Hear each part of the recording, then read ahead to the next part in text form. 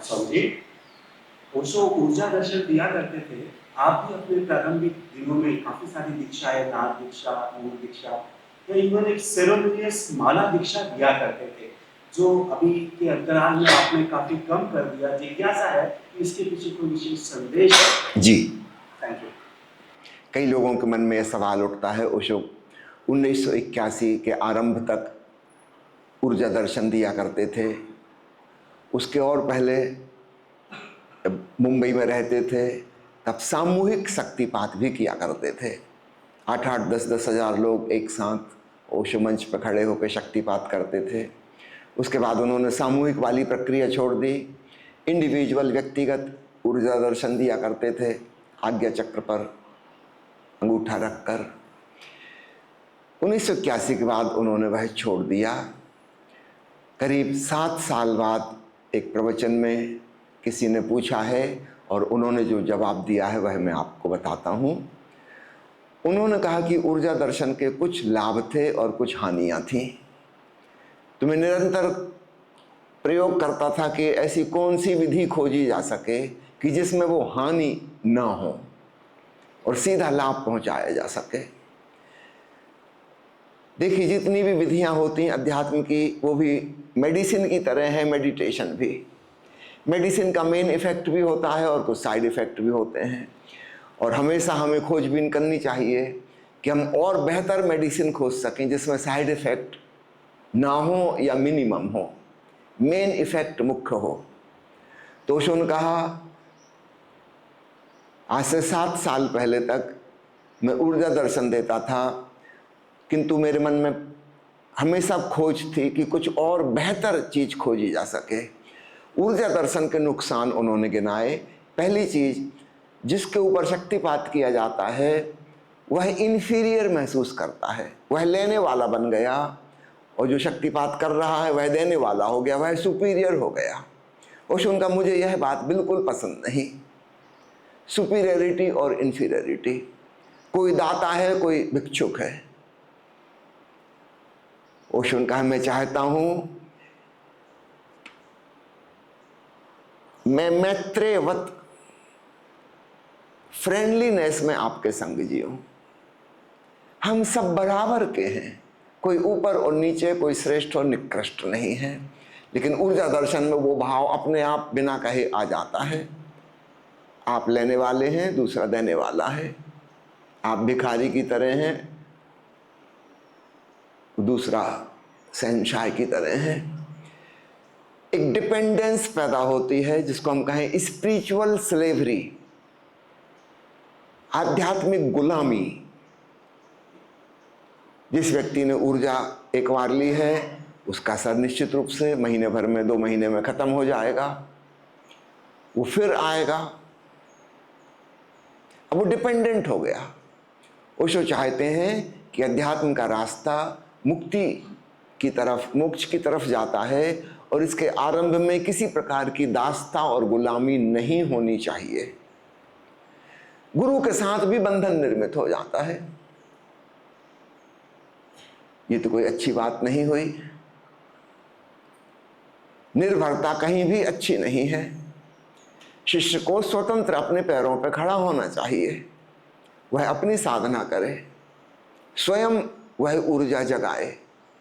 वो खुद जो पाएगा अस्तित्व से, वहां कोई व्यक्ति नहीं है, समष्टि से वह जो पाएगा उसमें गुलामी की मानसिकता पैदा नहीं होती, वह स्वावलंबी बनता है।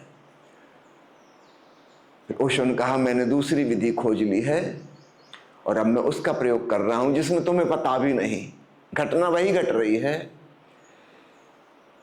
मैं धीरे धीरे प्रवचन देता हूं, रुक रुक कर। 2 शब्दों के बीच में अंतराल है, 2 वाक्यों के बीच में कभी कभी तो 10-10, 15-15 सेकंड का गैप है, और तुम सब सुनने के लिए प्रतीक्षारत हो कि अब भगवान क्या कहने वाले हैं। तुम अपने परिपूर्ण होश में, अपनी पूरी संवेदनशीलता में, जागरूकता में श्रवण के लिए आतुर। बीच में गैप आ गया, उस सन्नाटे में तुम निर्विचार में पहुंच गए, तुम साक्षी हो गए। उस साक्षित्व में तुम्हारी ऊर्जा का ऊर्ध्वगमन हो जाता है, और उस साक्षित्व की और निर्विचार और रिलैक्सेशन की अवस्था में ओशो ने कहा कि मेरी ऊर्जा तुम्हारे भीतर प्रवेश कर जाती है। अब बड़े समूह पर इकट्ठा कार्य हो सकता है, एक एक व्यक्ति को कब तक ऊर्जा दर्शन दूंगा? शिष्यों की गिनती धीरे धीरे बढ़ती चली गई। अब इतने सारे लोगों के लिए एक एक के लिए करना तो संभव नहीं है। रजनीशपुरम में 5000 लोग तो रेसिडेंट्स वहीं रहते थे। उत्सव में 20,000 लोग बाहर से आते थे। तो इम्प्रैक्टिकल है पुराने ढंग का ऊर्जा दर्शन देना। तो उन्होंने नई विधि खोजी और यह ज़्यादा कारगर है, और सामने वाले को पता भी नहीं है कि उसे कुछ दिया जा रहा है और उसे मिल जा रहा है। ओशो ने जब प्रवचन देना बंद किया 1981 में, तब से शुरुआत की उन्होंने। संगीत बजता था, फिर मौन सन्नाटा, फिर संगीत, फिर सन्नाटा, फिर संगीत, फिर सन्नाटा। ओशो मंच पर चुपचाप बैठे रहते। तो ओशो की उपस्थिति के प्रति हम सजग हैं, संवेदनशील हैं, गुरु की मौजूदगी। और फिर संगीत बज रहा है, हम उसे सुन रहे हैं, और फिर अचानक वो बंद हो गया। ओशो इशारा करते थे संगीतकारों को, कब लय बढ़ानी है और कब अचानक रोक देना है। ये अद्भुत प्रयोग था। अब बाहर का संगीत बंद हो गया और हम सुनने के लिए प्रतीक्षारत। सारी ऊर्जा हमारी कानों में समाई थी। अनहदनाद सुनाई देने लगेगा और उसके माध्यम से परमात्मा की ऊर्जा, ओशो की ऊर्जा हमारे भीतर प्रवेश कर जाएगी। फिर ओशो ने जब प्रवचन देना शुरू किया 3.5 साल बाद, तो उन्होंने यही विधि बोलने में अपनाई। जो मौन सत्संग में हो रहा था, संगीत और मौन, संगीत और मौन, ओशो ने वाणी और मौन, वाणी और मौन, वाणी और मौन, और ये पहले से भी ज्यादा कारगर हो गई। संगीत बज रहा है और बंद हो गया, तो फिर हमारा एक्सपेक्टेशन हो गया कि तो रोज ऐसा ही होता है। हो सकता है हम उतने संवेदनशील ना हो पाए, लेकिन ओशो जब बोल रहे हैं हमें तो पता नहीं अभी आज क्या बोलेंगे, इस वचन के बाद अब क्या बोलेंगे, कोई नहीं जानता। तो हम पूरी उत्सुकता से, जागरूकता से सुनने में डूबे रहेंगे और बीच बीच में गैप आते जाएंगे। तो ओशो ने कहा यह दूसरी विधि मैंने खोजी है, और इसलिए अब पुराना शक्तिपात, ऊर्जा दर्शन वो बंद कर दिया है। उससे कुछ हानियां थी। गुरु शिष्य के बीच में श्रेष्ठता और निकृष्टता, हीनता और महानता की ग्रंथि पैदा हो जाती है, आध्यात्मिक दासता पैदा हो जाती है, स्वावलंबन समाप्त हो जाता है, दूसरे के ऊपर निर्भरता पैदा हो जाती है। और याद रखना, जिस पे हम निर्भर हैं हम उसके प्रति कहीं ना कहीं नाराजगी से भरेंगे। This is human psychology. सारी दुनिया में पति पत्नी कलह करते रहते हैं, क्यों? बाप बेटा के भीतर झगड़ा चलता रहता है, क्यों? क्योंकि एक दूसरे के ऊपर डिपेंडेंट है। जहां जहां डिपेंडेंस होगी वहां वहां नाराजगी होगी। किसी प्रकार से दूसरा हमारा मालिक बन गया,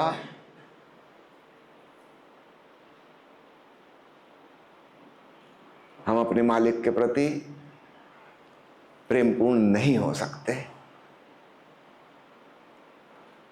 विद्यार्थी और शिक्षकों के बीच कितनी क्लेश और कितनी कलह चल रही है। शिक्षकों की बड़ी समस्या है।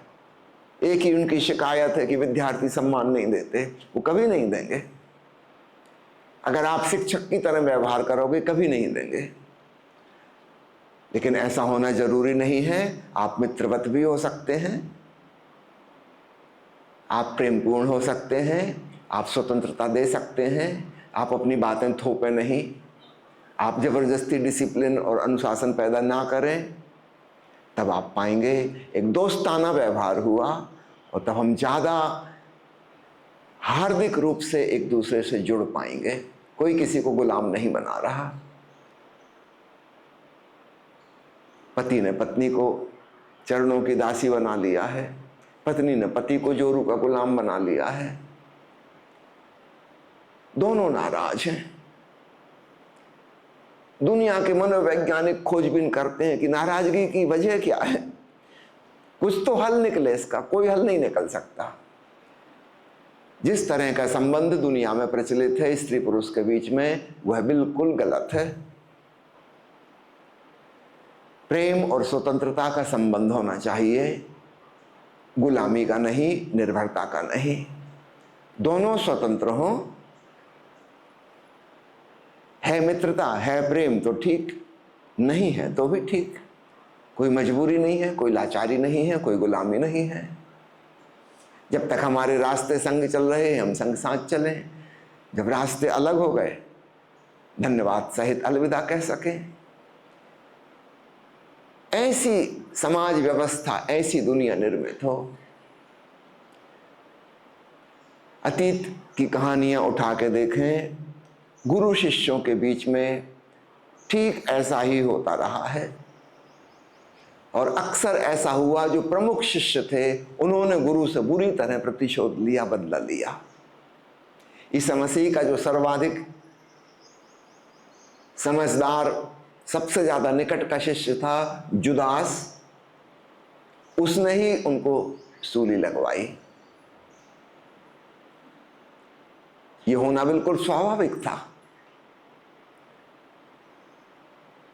क्योंकि सबसे ज्यादा समर्पण उसको करना पड़ा, सबसे ज्यादा उसको झुकना पड़ा। वो जो अहंकार झुक रहा है वो बदला लेगा। झुकना पड़ रहा है क्योंकि दिख रहा है ये आदमी इतना दिव्य है, अलौकिक है, भागवत स्वरूप है। स्वाभाविक है कि हम झुक जाएं, नतमस्तक हो जाएं, उससे सीखें। लेकिन जब हमारा अहंकार झुक रहा है, भीतर ही भीतर वो कह रहा रुको, एक समय आएगा, आज मुझे नीचा देखना पड़ रहा है, कभी मौका मिलेगा मैं भी नीचा दिखाऊंगा। जब आप किसी भिखारी को बाजार में दान देते हो, ऊपर ऊपर से दुआ करता है भगवान आपका भला करे, भीतर ही भीतर वो कह रहा रुको बच्चों, एक दिन ऐसा आए कि तुम सड़क पर बैठे हो हाथ फैलाए और मैं महंगी कार में यहां से गुजरूं और तुम्हारी तरफ नोट फेंकता जाऊं जैसे तुमने फेंका। ये बिल्कुल स्वाभाविक है, मानवीय है।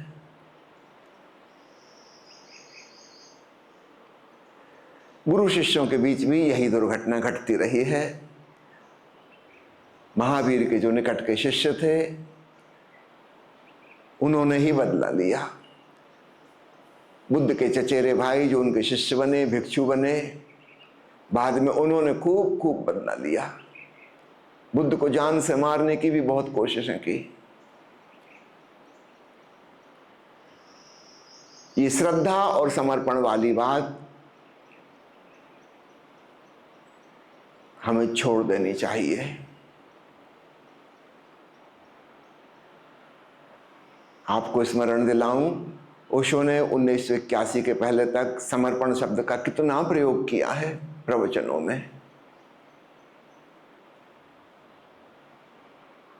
रजनीशपुरम से लौटने के बाद आप खोजिएगा, किसी प्रवचन में सरेंडर वर्ड नहीं आता।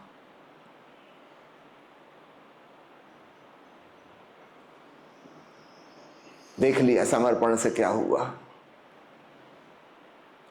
मां आनंदशीला जो कुछ भी गलत काम कर पाई वो इसीलिए कर पाई कि लोग सरेंडर्ड थे, जो कहेंगे वो मानेंगे। और भगवान के नाम से कहा जा सकता कि भगवान ने ऐसा कहा, वो प्रतिनिधि हैं, किसी को क्या पता कहा कि नहीं कहा। और सरेंडर, समर्पण इतना सिखाया गया है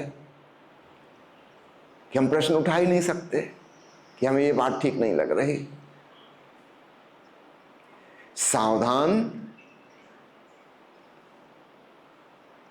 समर्पण वाली बात हमें छोड़नी चाहिए। आपके विवेक को जो ठीक लगे, आपके हृदय के भाव को जो जचे, आप केवल वही करना। जहां आपको संदेह पैदा हो, सवाल पैदा हो, लगे कि ठीक नहीं है, आप सवाल पैदा करना। अपनी संदेह की वृत्ति को नष्ट नहीं होने देना है। कोई कितना ही महान हो, कितना ही अच्छा हो, ठीक वो अपनी जगह, लेकिन आपका मन, आपका हृदय, आपकी विवेक बुद्धि अपनी जगह। आपको अपना जीवन अपने विवेक से जीना है, किसी की आज्ञा मानकर नहीं। हम स्वतंत्र बने और इसलिए हम साधना करें, आशीर्वाद न मांगे। कल कोई मित्र मिलने आए थे, लगभग 50 साल बाद उनसे मुलाकात हुई थी। गाडरवादा से थे। कहने लगे बस हम दोनों को आशीर्वाद दे दीजिए। मैंने कभी ये गोरख धंधा मैं नहीं करता, क्योंकि आप हमारे सिर पे हाथ नहीं रख सकते। मैंने कहा नहीं, जो भी पाना है आपको अपनी मेहनत से, अपने श्रम से, अपनी साधना से पाना होगा। मेरे आशीर्वाद से कुछ भी नहीं होगा। मैंने कहा ज़्यादा से ज़्यादा इतना ही होगा। मैं आपको बता दूं, मैंने जिस जिस के सिर पे हाथ रखे उनके बाल झड़ गए।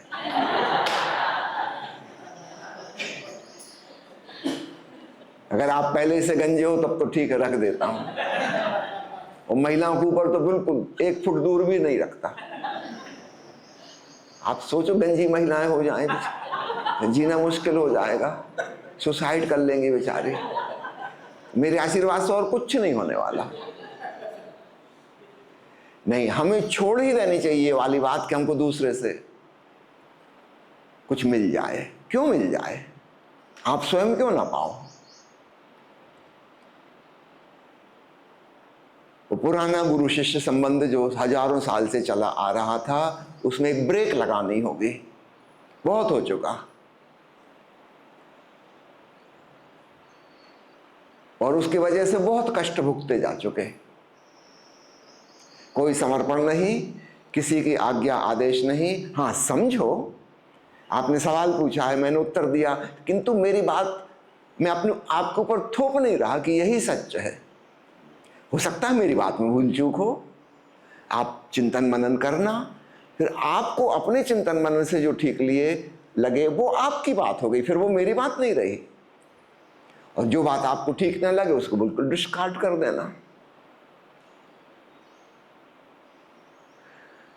ऊर्जा दर्शन और शक्तिपात का प्रयोग ओशो ने बंद कर दिया था। प्रवचन धीरे धीरे बोलना ये उनकी एक नई विधि थी, और इसके द्वारा भी वही घटना घट रही है जो ऊर्जा दर्शन से घटती थी। इनडायरेक्ट वे में, बिना कहे, कोई व्यक्ति सुनने आया है, वो शिष्य भी नहीं है, तो भी उसको घट जाएगी। इसमें किसी समर्पण की, श्रद्धा की कोई आवश्यकता नहीं है। ओशो के बोलने का अंदाज ऐसा कि वो नया व्यक्ति जो आया है सिर्फ सुनने के लिए आया है, कोई भाव उसके हृदय में नहीं है, लेकिन उसके भीतर भी उस ऊर्जा का प्रवेश हो जाएगा मौन अंतराल के क्षणों में। इसलिए आपने पूछा मैं क्यों नहीं करता। नहीं, संन्यास दीक्षा को भी मैं चुपचाप कर देता हूं। कोई समारोह नहीं, कोई सेलिब्रेशन नहीं, कोई जरूरत नहीं। उसको अहंकार से नहीं जोड़ना। आपको माला पहनने का भाव हुआ, आपके भीतर ध्यान का संकल्प जगा, आपकी निजी व्यक्तिगत बात है, इसमें दूसरों से क्या लेना देना? कोई लेना देना नहीं है। आप चुपचाप माला पहन लो, हो गई बात खत्म। आप अपना ध्यान करो। जब 100 लोगों के बीच में सेलिब्रेशन करते हैं, उसमें आपका अहंकार संयुक्त हो जाता है। 100 लोग साक्षी बने कि आपने दीक्षा ली है, मगर याद रखना अभी 100 लोग आप पे ऊपर जासूसी भी करेंगे या आपको स्वतंत्रता पूर्वक जीने नहीं देंगे। छोटी छोटी चीज में कहेंगे अरे कैसे सन्यासी हो तुम, शर्म नहीं आती, योग भ्रष्ट हो गए, आपको जीने नहीं देंगे। इस सब की क्या जरूरत है? क्यों समारोह मनाया जाए? चीजों को सिंपलीफाइड करो, सरल से सरल। 2 साल तक तो मैंने दीक्षा की जो विधि रखी थी उसमें मैं स्वयं माला नहीं पहनाता था, माला रख दी जाती थी, जिसको आना है आके उठा के स्वयं पहन ले। इसमें दूसरा व्यक्ति क्यों बीच में आए? लोग फिर वही बात करने लगते, हमने फलाने फलाने से संन्यास दीक्षा ली थी। फिर गिल्ट फीलिंग हो जाती है, हमने वो फलां स्वामी जी से दीक्षा ली थी, क्या मैं आपसे भी माला पहन सकता हूं? अब इनको हाँ कह दो तो द्वंद्व में पड़ जाएंगे, नहीं कह दो तो लगा इनकार कर दिया, हमको रिजेक्ट कर दिया, हाँ कहो तो उनकी मुसीबत। किसके शिष्य हैं भाई? आप किसी के शिष्य नहीं हो, आप ओशो से जुड़े हो। माला किसने पहनाई इससे क्या फर्क पड़ता है? गौण बातों को गौण रखो, प्रमुख बात को प्रमुख रखो। लोग उसी का हंगामा खड़ा कर देंगे।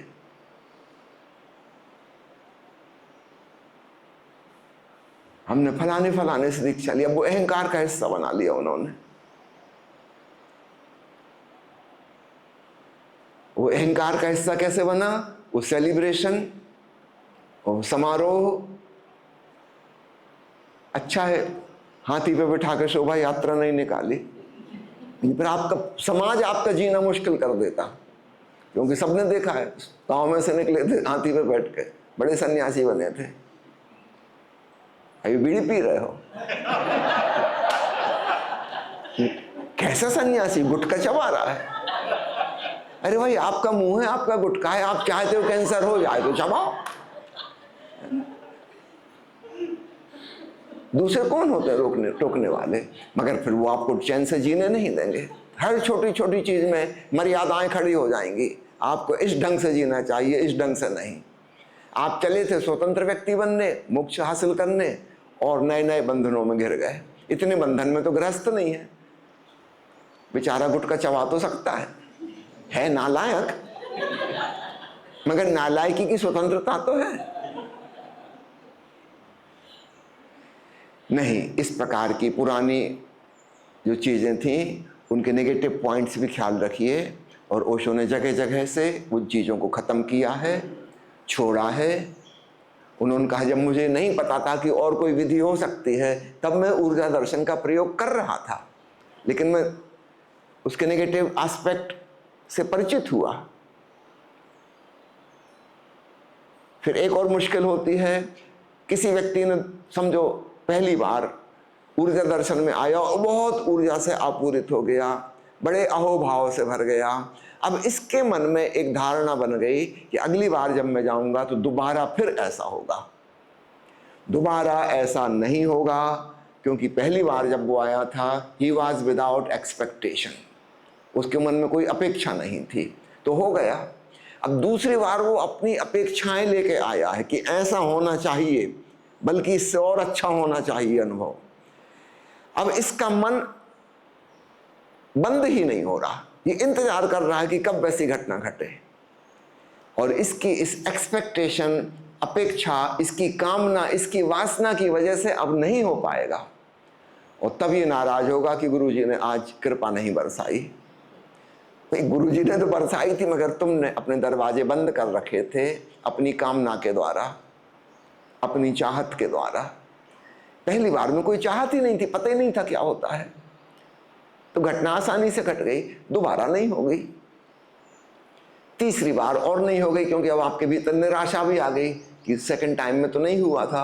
अब आपके भीतर संदेह भी जाग गया, पता नहीं इस बार होगा नहीं होगा, गुरुजी कृपा करेंगे कि नहीं करेंगे, कहीं नाराज तो नहीं है। अब इस नेगेटिव धारणा के संग तो बिल्कुल 100% नहीं होगा। फिर आपको लगेगा कि गुरु बदला जाए, किसी और गुरु के यहां चले। एक अनावश्यक उलझन खड़ी हो रही है। ओशो ने उपाय निकाल लिया है, और हमें वापस रिग्रेस नहीं करना चाहिए पुरानी विधियों की तरफ। अभी तो मैंने संक्षेप में कहा है। नवंबर में गया था नेपाल, और वहाँ एक पत्रकार ने आके मुझसे सवाल पूछा कि यहाँ नेपाल के जो सबसे बड़े आश्रम के संचालक हैं स्वामी आनंद अरुण जी, वो शक्तिपात करते हैं। वो पत्रकार उसके विरोध में था और उसने बहुत सारे सवाल पूछे। मैंने उनको पूरी बात विस्तार से समझाई, यहाँ तो मैंने संक्षेप में कही है। कोई 1 घंटे का उन्होंने इंटरव्यू लिया इसी बात पर। मैंने कहा शायद स्वामी आनंद अरुण जी को पता नहीं है कि ओशो ने क्या कहा है, तो मैं विनती करता हूं कि उनको ओशो का यह प्रवचन पहुंचा दीजिए जिसमें उन्होंने स्वयं समझाया है शक्तिपात और ऊर्जा दर्शन के विरोध में, और उन्होंने क्यों बंद किया है और उसका रिप्लेसमेंट किस चीज से किया है। स्थूल चीजों की बजाय सूक्ष्म चीजें बेहतर होती हैं।